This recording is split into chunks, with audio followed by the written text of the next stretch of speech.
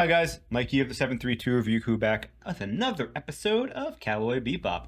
Now, as of last time, we had a very emotional episode for me in which a character that I was not very attached to caused me to become attached based on the relationship that he was having with Spike. Now, I'm very excited for this next episode, which is episode 9, because as things get fleshed out, I'm gonna hope we get some more great characters and some more development, find out what's going on in Spike's backstory, as he is not fully human in the sense that his body has been replaced with certain parts, and I'm very excited for this. But I want to just say also thank you to all the fans who do join me for this. If you're new here, if you're new to Cowboy Bebop, or if you're just along for the journey, thank you so much. Say hi to me in the comments. Let me know who's watching, because I really do appreciate all of you and anyone who's along for this solo journey. And let me know if there's anything else I should do for my next journey. I was thinking the next show I might watch is Evangelion, but who knows? Let me know what you think. We're going to be starting this episode though in 3, 2, 1. Cowboy Bebop.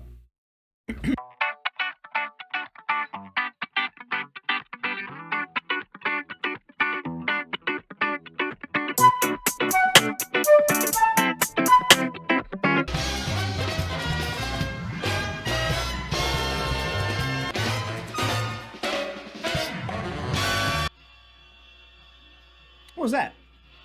Is that doing every single one?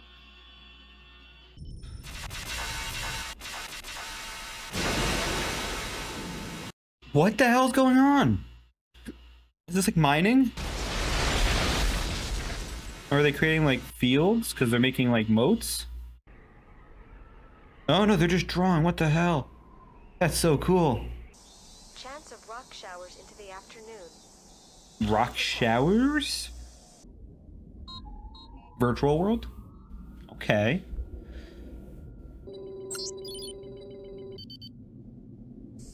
Bebop, here! All right! Woohoo! Huh?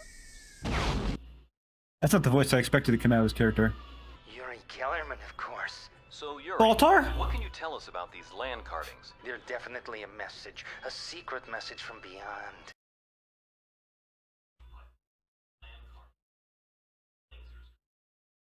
A satellite that has been orbiting in a dormant state for many decades. The police have come to the conclusion that this was a prank pulled by a net diver who hacked into the satellite's mainframe. And they just put out an I love how this guy's so wrong. for the culprit. That's a very substantial bounty. Listen very carefully. That 8 million bounty is part of a government conspiracy.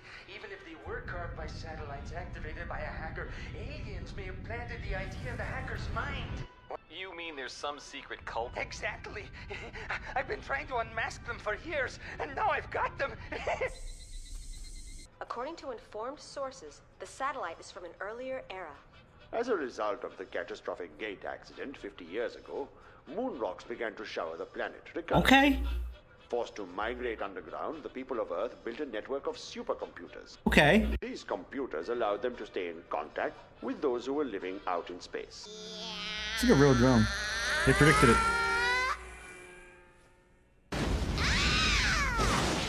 I can't get used to that voice.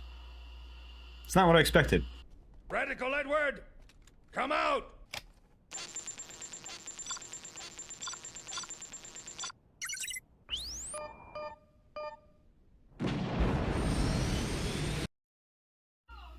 He's hacked the police vehicle?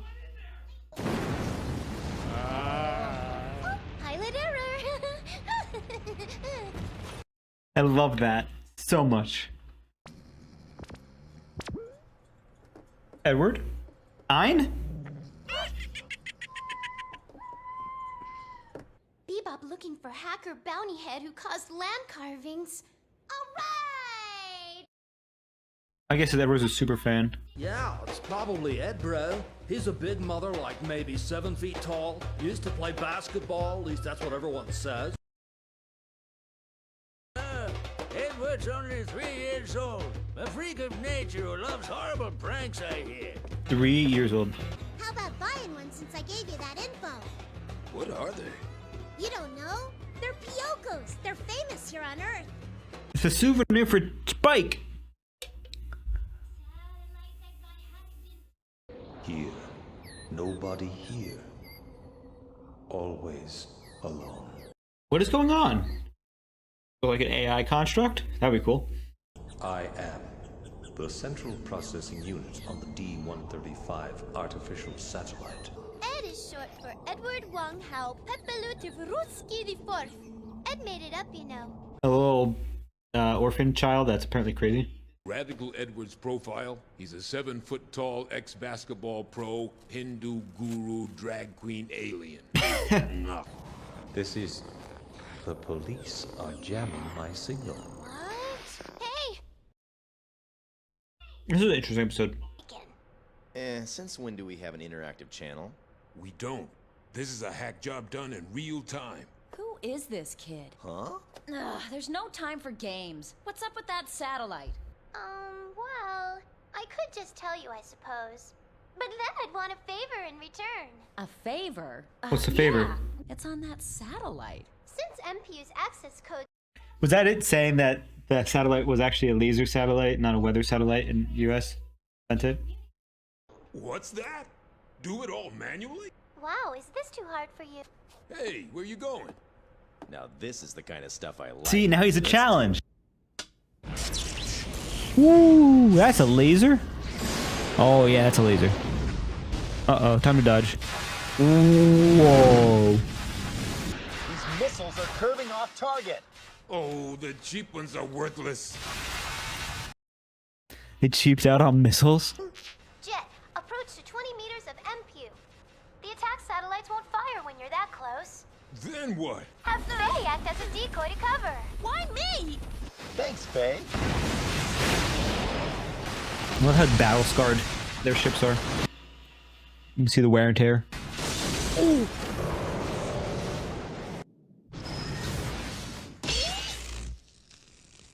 Fried Ed. The satellite was programmed to self-activate in the absence of commands from the Earth. It was lonely, so it drew some friends. Oh. Let's go! Come on, Jet, now! Ed keeps yelling something about a promise? Some promises are made to be broken, in fact. Most of them are. Now come on, lift No. off! I knew it. Let's go. Why are we going down there? What's going on? Just what did you promise the kid, Faye? She promised Ed that Ed could become a real member of Bebop. I love that. The term bounty is legal context only applies to humans or other life forms. Though there is some controversy regarding the state of computers as life forms, legal precedent is clear. Biological logistics rejects the assertion. Roundup time, sugar. What does it all mean? It's bad news. They won't pay no bounty on no computer, no how. Ah! To the guys who caught it, my heart goes out to you. Come on, Ed, just hack. Have Ed hack. Do you know that there are 3 things that I particularly hate? Really? Kids, animals, and women Oh. with attitudes. So tell me, Jet, why do we have all 3 of them neatly gathered in our ship? Hey, you're a girl! I knew it. What a chaotic episode that I really enjoyed. So we get introduced to Ed, who, you know, names don't really mean anything. Edward is a girl, who is literally the best hacker it seems ever, is able to hack into multiple things through many codes, bypass things, and seems like a very interesting yet chaotic character doing things just for pure enjoyment because they are still a kid, yet they are still skilled. So the one thing I'm going to be curious about is MPU. MPU, I wonder if that's going to come back in the future as something, because MPU was technically which was funny, I thought it was a war satellite. It's a spy satellite disguised as a weather satellite from the US, of course, US things, and it has laser beams that can destroy stuff, so, you know, that way it can, you know, potentially first strike, and because it hasn't been activated in, you know, X amount of years, it's been activated. And as a result, we see what it does, and it got lonely, so it drew some friends. Mainly probably because it couldn't communicate with anything else and was receiving no orders, because I guess at this point the American government maybe is dissolved and there might be like a whole united front. Who knows? The interesting thing for me this episode was learning a little bit more about Earth 2, that everything, maybe it was like a separate gate disaster from the episode that we saw with the little boy, which means multiple gate disasters happen. Regardless, there was a disaster, caused some issues. Humans are forced underground, and now we see that humans on Earth are different from humans in space partially, which makes sense because ones are underground, the other ones are in space. So they have, they're not like, all the same in terms of same faction. Everybody's kind of, their own, it seems like.